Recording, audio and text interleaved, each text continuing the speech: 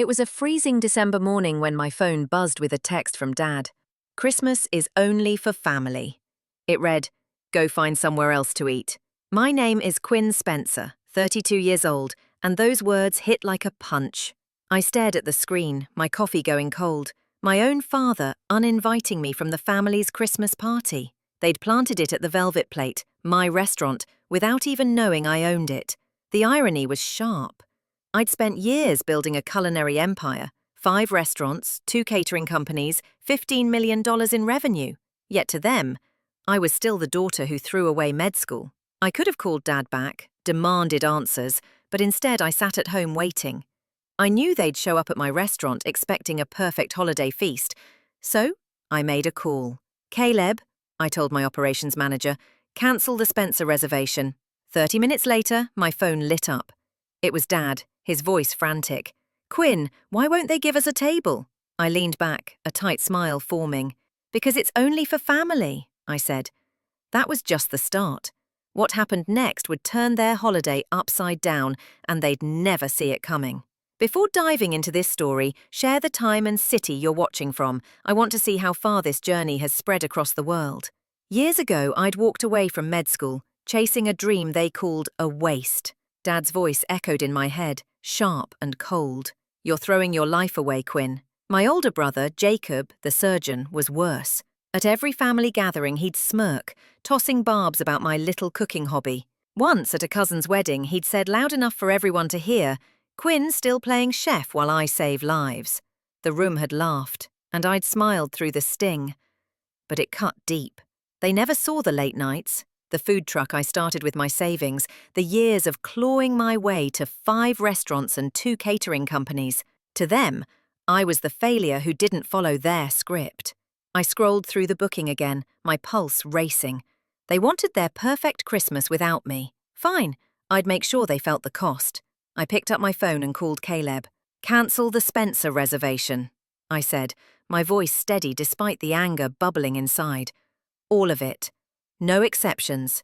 Caleb hesitated, his tone cautious. I wasn't invited, but I'd be there in a way they'd never expect. I closed my laptop, a plan forming. They'd get their party, but on my terms. I'd make sure they saw exactly who they'd dismissed. The thought sent a spark through me. Not of joy, but of resolve. This wasn't just about a cancelled reservation. It was about taking back the respect they'd never given me. 30 minutes later, Dad's name flashed on my phone. I let it ring twice, my thumb hovering over the screen before answering. "Quinn," he said, his voice tight with panic, "the restaurant just cancelled our Christmas party. The Velvet Plate. Do you know anyone who can get us another venue?" I gripped the phone, my heart pounding. He didn't even know it was my place, my empire, where he'd planned his perfect holiday showcase without me. The audacity of it stung, but I kept my tone calm. "That's tough, Dad," I said. "Fix is booked solid this time of year." He groaned, the sound of a man who hated losing control. "This is a disaster. I've got 20 guests, colleagues, friends, Jacob's hospital buddies. We need that private dining room." I leaned against my desk, a spark of opportunity igniting. If they wanted a party, they'd have it, but on my terms. "I might know someone at the Velvet Plate," I said slowly, "but there's a condition. I'm coming to the party." Silence hung on the line. Dad's breathing grew heavier, like he was weighing his precious image against my demand. "Fine," he finally muttered, his voice clipped. "Just fix this, Quinn." I didn't smile.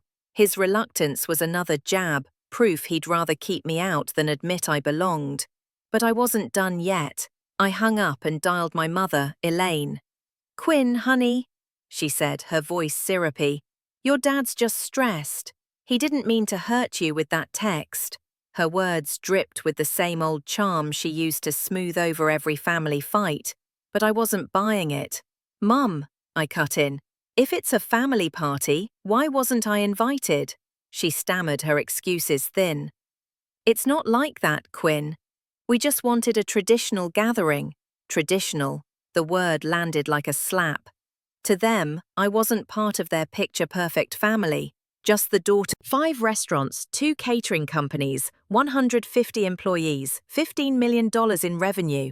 They'd ignored every milestone, every award, but they couldn't ignore me when I stood in front of them at their own party. I opened my laptop again, pulling up the guest list Dad had emailed to the restaurant weeks ago. Names of his old engineering colleagues, Mum's book club friends, and Jacob's surgeon friends stared back at me. They'd all be there, expecting a flawless evening, oblivious to the fact that the woman they'd excluded owned the very stage they'd chosen. I started planning. I'd let them have their party, but I'd walk in unannounced, not as their outcast daughter, but as the woman who'd built the velvet plate from the ground up. I imagined Dad's face when he realized his mistake, Jacob's smirk fading as the truth hit. Mum would try to play peacemaker as always, but this time I wouldn't let her gloss over the hurt. I called Caleb to confirm the cancellation had stuck. "It's done, Quinn?" he said, his voice steady but curious. "You sure about this?" Letting them back in after pulling the plug, I nodded though he couldn't see. "They're getting their party," I said, "but I'm setting the rules." Caleb chuckled softly, used to my stubborn streak. I hung up and jotted down notes for the event menu, tweak seating arrangements, a special moment for my entrance. Every detail had to be perfect, not for them, but for me. This wasn't just about getting a seat at their table, it was about showing them who I'd become, despite their doubts. They'd tried to erase me from their family narrative, but I'd write my own ending, one they'd never forget. That evening, I finalized the plans to let my family back into the velvet plate. After Dad's grudging agreement to my condition, I'd called Caleb and told him to reinstate the Spencer reservation for Christmas Eve. I walked into the kitchen, where my team was testing dishes for the party. Chefs moved with precision, their knives flashing as they prepped ingredients for our signature truffle-roasted duck. I checked the prep stations, ensuring every detail was perfect. This wasn't just a party for Dad's colleagues and Jacob's hospital friends. It was my chance to show them who I'd become. I caught Caleb at the bar reviewing inventory. "Quinn," he said, setting down his clipboard, reservations back on. "Private room, 20 guests, just like..." Caleb leaned in, voice low. "When do you drop the bomb?" I thought for a moment. "After the main course. Let them enjoy their meal first, then I'll take the floor." My mind drifted to a moment 5 years ago. Jacob had visited me during my food truck days, back when the velvet plate was just a dream. I'd been so excited, serving him my first signature dish, hoping for a shred of approval. Instead, he'd taken one bite, shrugged, and said, "Not bad, Quinn, but you're wasting your potential. Med school's still waiting." His dismissal had crushed me, but what hurt more was Mum's call later that day. "Jacob's just worried about you," she'd said, her tone implying I'd made a mistake. That memory still burned, fueling my drive to turn that food truck into a culinary empire. Now, with 150 employees and national recognition, I'd outgrown their small expectations. I moved to the private dining room, inspecting the setup. The long mahogany table gleamed, ready for Dad's perfect Christmas showcase. I pictured him there, boasting about Jacob's latest surgical award, oblivious to the fact that I owned every inch of this space.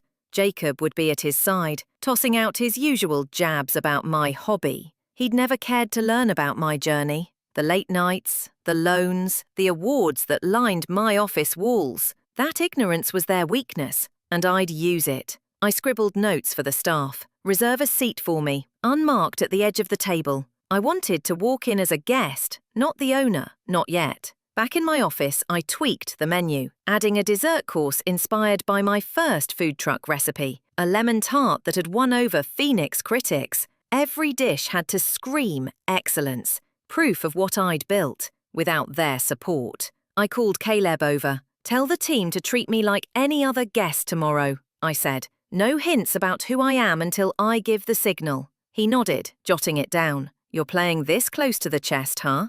I shrugged. "They've underestimated me for years. Let's see how they handle the truth." At home, I opened my closet, pulling out a tailored navy suit. Sharp, authoritative, nothing like the frilly dresses Mum always pushed on me. Another memory hit. A Christmas dinner 4 years ago, when Jacob had leaned across the table and said, "Quinn,